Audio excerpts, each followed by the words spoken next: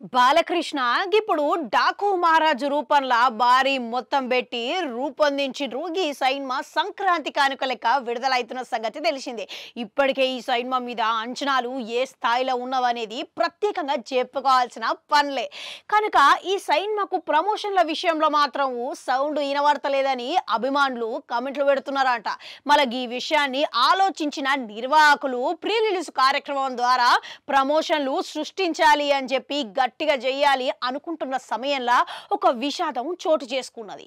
ఇక ఇప్పుడు ఏపీలో నిర్వహించాల్సిన ప్రీ రిలీజ్ కార్యక్రమము సమయంలోనే ఇప్పుడు ఏపీలో ఒక తీవ్రమైన ఘటన భారతదేశాన్ని కుదిపేసింది. గదేందనంటే తిరుమల ఆలయంలో నిన్నటి రాత్రి రోజున వైకుంఠం ద్వారా టికెట్ల కొరకు భారీ ఎత్తున భక్తులు తరలి వచ్చిర్రంట.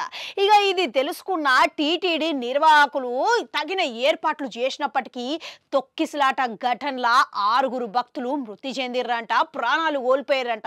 చూసిరా ఎంత పెద్ద వివాదం అనేది.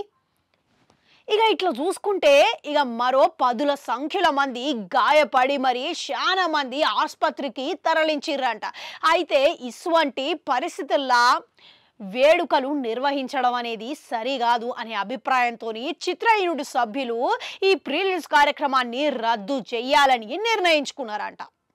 అయితే అసలుకైతే ఈ ప్రీ రిలీజ్ కార్యక్రమము ఇయాల అనంతపురం జిల్లాలల్లా నిర్వహించాల్సిందైతే ఉన్నదంట. అయితే ఇప్పటికే సినిమా తేదీ దగ్గర పడుతున్న కొద్దీ ఈ సమయంలో ప్రమోషన్లు అనేవి చాలా కీలకమైన పాత్ర పోషిస్తాయి. ఇప్పుడు అందుకని చెప్పేసి ఇప్పుడు రాయలసీమల ఇట్లా మన నందమూరి బాలకృష్ణ అభిమానులు డాకు మహారాజ్ కోసం ఆశగా ఎదురు చూస్తున్నారు.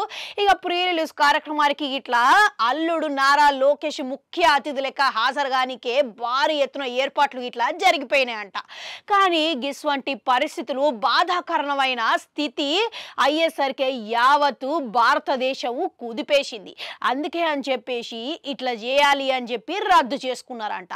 ఇట్లా రద్దు చేయడం ద్వారా బాధిత కుటుంబాలకి తగిన గౌరవం ఇవ్వడమే కాదు, ఎవరైతే భక్తుల మనోభావాలు కానీ జనాల మనోభావాలని ఇట్లా పరిరక్షించడమే అని అంటున్నారు.